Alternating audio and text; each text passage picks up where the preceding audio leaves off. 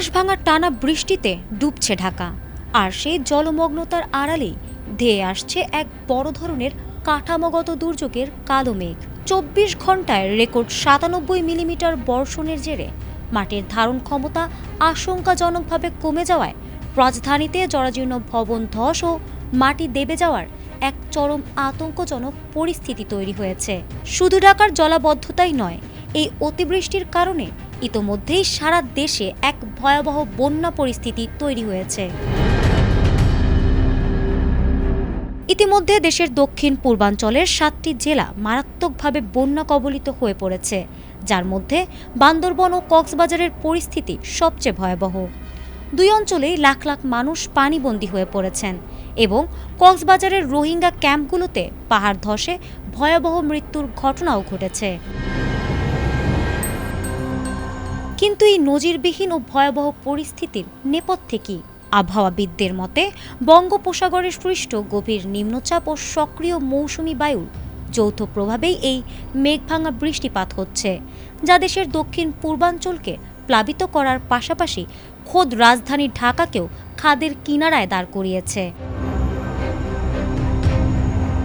নগর ও জলবায়ু বিশেষজ্ঞরা সতর্ক করেছেন, এই বৃষ্টির ফলে রাজধানীতে এক অপূরণীয় ক্ষয়ক্ষতির আশঙ্কা তৈরি হয়েছে।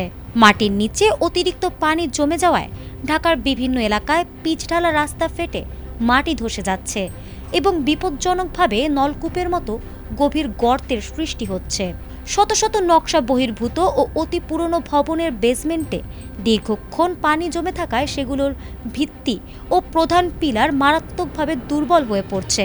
ফলে যে কোনো মুহূর্তে ভবন ধস, নিচতলা প্লাবিত হয়ে মালামাল নষ্ট হওয়া, আন্ডারগ্রাউন্ড ক্যাবল ভিজে দীর্ঘমেয়াদী বিদ্যুৎ বিপর্যয় এবং ড্রেনের নোংরা পানি মিশে সুপেয় পানির তীব্র সংকট ও পানিবাহিত রোগের মতো ভয়াবহ বিপর্যয় ঘটতে পারে ঢাকার বুকে। আবহাওয়া দপ্তরের পূর্বাভাস অনুযায়ী এই দুর্যোগপূর্ণ আবহাওয়া ও অতি ভারী বৃষ্টি আরও অন্তত ২ দিন স্থায়ী হতে পারে বা তারও বেশি। ফলে সামনের রাজধানীর ক্ষয়ক্ষতির মাত্রা ও ঢাকার বাইরের বন্যা পরিস্থিতি আরও অবনতি হওয়ার আশঙ্কায় নির্ঘুম রাত কাটাচ্ছেন বহু সাধারণ মানুষ। ইতোমধ্যে জরুরি উদ্ধার কাজে ফায়ার সার্ভিসের পাশাপাশি সেনাবাহিনী ও নৌবাহিনী বন্যা কবলিত এলাকায় কাজ শুরু করেছে। ফারহানা হক, ATN বাংলা।